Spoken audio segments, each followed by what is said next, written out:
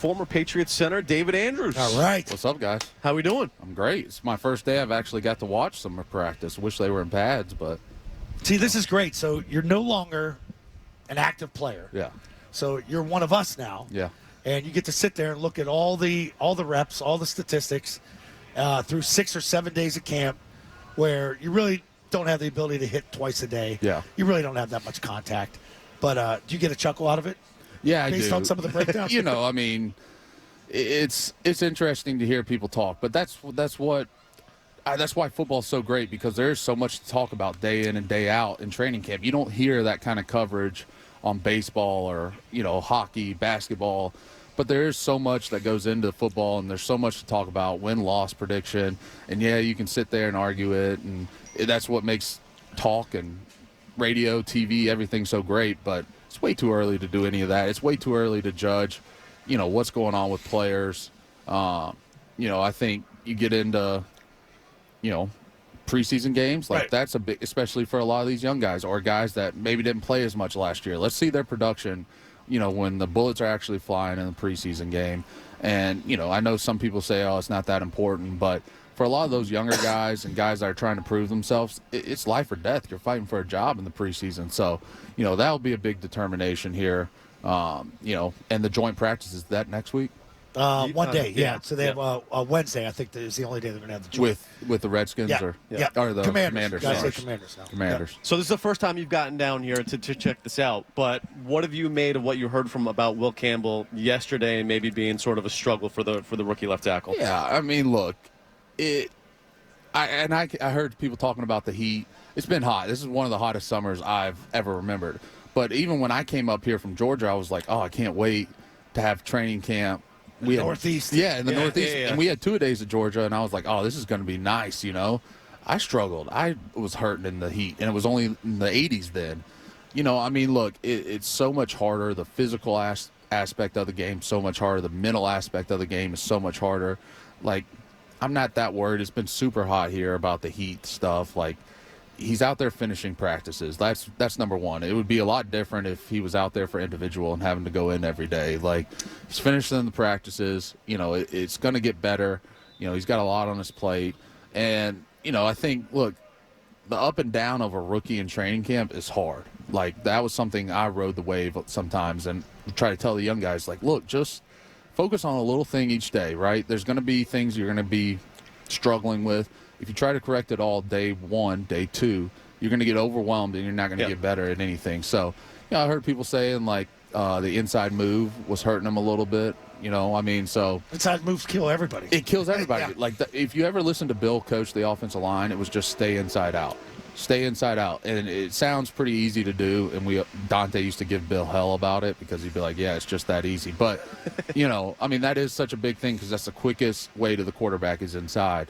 If you can run them by and the quarterback knows, hey, I get to 8 yards, I got to move up to 5, 6, whatever it is, and get the ball out, it's going to be fine every time. Run by 8, 9 yards. The speed, everything, the athleticism, the power of guys is so different that he's facing. And I'm just glad when I was a rookie I wasn't a first-round pick. No one really cared what I was doing, which was nice. What was the toughest part of the transition for you? So much. I was thrown in the fire like him very early, and at the time we were learning, day one, day two, day three. It's very systematically installed. The quarterback behind me was on day 9,000 of his installs. You know what I mean? So that was great because he covered up a lot of my mistakes, but it also made it very hard on me when he wanted me to be on the same page as him, and I was still on page one, But that challenged me to learn it, get better at it, fix it, because there's so much communication between the center and quarterback, especially in Josh's offense. And it's probably a more expansive offense than he's ever ran in his life, 100%. The checks, the run checks, pass to run checks, the different protection calls, things can change like that on the fly. So, it's a lot for him to take in. Nate Solder told me one time, playing tackle, though, if he just blocks the D in, he's going to be right 90% of the time. So, but there's something to that, but that's a real simple way of breaking it down. But with Josh being back, and these are the questions I want to ask you. So with him being back, Yeah. I know the checks. I know the protection schemes. I know the formations. We're going to talk about all that. But for the benefit of a guy like Campbell and Drake, how important is it for Josh to have the ability to make sure that it's right? Well, we're not going to leave him on an island against Max Crosby week one. I would say, too, that I love Josh's, the way he runs the offensive system, one. I think there's a lot of hoopla that, it's such a hard system. I don't think it's that hard of a system. I think it's a different type of system. But, Zoe, you've been in it. You know everything's designed in that system to have checks, balances, whatever you want to call it. I never had a West Coast offense. No, I never just called a play and ran. Yeah, no, everything. I love getting protection. I love getting the formation. And then I love getting the And pass then it's play. great because it puts everything, all the onus on the quarterback to get everybody in the right position, whether it's having to check a route, check a protection. You know, the quarterback knows his issues, and when he knows his issues and knows how to fix those issues, that allows him to play faster, play more free. You know, and that'll take some time. That doesn't happen overnight, especially with a lot of guys who've never played in this offense. But in the Will Campbell O-line aspect, whatever it may be, I always thought one thing Josh always did was like, all right, well, what is our strength as an offense? What's their weakness as a defense? Then he boiled it down to, all right, what's our strength as players individually? Like, what are we good at? What are we not? Then, you know, where do we need to protect ourselves? So you got Max Crosby week one. Max is going to line up everywhere on that defense a lot of times, right? So they move him around, huh? He'll try to pick his battles, right? Huh. Like some of those good D linemen like to do that sometimes. But so I'm sure he's going to see the rookie over there. He's going to know, and he's going to be like, that's where I want to go. The first play of the game, Josh isn't going to run a 10-step drop, Hail Mary pass. You're going to ride 34. Yeah, he's going to set it up. He's going to give him protection, you know, whether it's chips, screens, you know, quick passes, get Will in a rhythm, get him confident. And then, you know, like I can remember we used to run plays, and let's say you're playing a Max Crosby, right? He's only going to play X amount of the snaps. All right, he's out this play. Let's take our shot. Yeah. You know, like, or whatever it may be. He's tired. Let's pin him on the field. Let's move the ball faster. You know, there's different things you can do to manipulate game plans and matchups. And Josh, to me, has always done a great job of that. I never felt like he was ever just going to put us out there, hang us out to dry, and call play because he wanted to call it. Maybe there was a play he wanted to get to.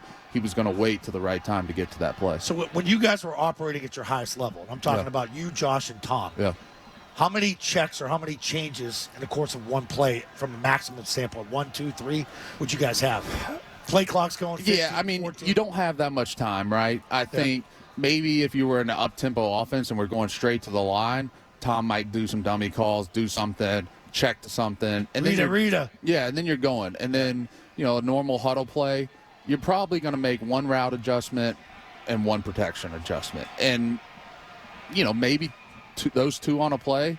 Now, the route adjustment doesn't affect the O-line. The protection will. You know, and then, you know, maybe sometimes the route's good and it's just the protection. So it really does, you know, change and flip every play. But, you know, there's a lot that goes into it. And, you know, when you get the guys that are rolling and understand it, it's a well-oiled machine. So you had Josh as an offensive coordinator with Brady, with Cam, and then with Mac as well. How did you see him evolve the offense to kind of play to the strengths of whichever quarterback that he had? Good question. Yeah, I mean, I think, all right, let's look at Cam, right? And I think you could say Tom was Tom the whole time, but the team changed around him. You know, I think 18's a great year. Like, toward the end of that year, you know, we go to Pittsburgh, get beat, and we kind of came back and we were like, all right, what are our strengths? Well, we got Dwayne Allen. He's a great physical tight end. We got Gronk, James Devlin. We got, you know, Sony Michel, Burkhead. You know, we got all these guys. Well, let's just line up and run the football. Like, play to our strength.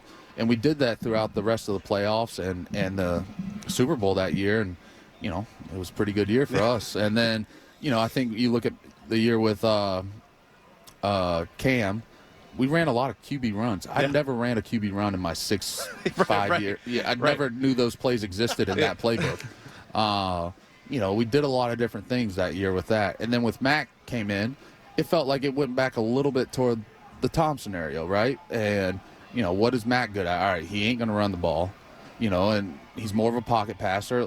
Let's figure that out. And, you know, on the schematics of what Josh was telling Mac, I'm not really sure. I didn't, you know what the quarterback's reads are. But, you know, Mac had a great year. We had a good year. Go to the playoffs. Obviously, it didn't end how we want, but for a team like this year, that's what you think. Like, you get to the playoffs, success, improvement. That's what you want.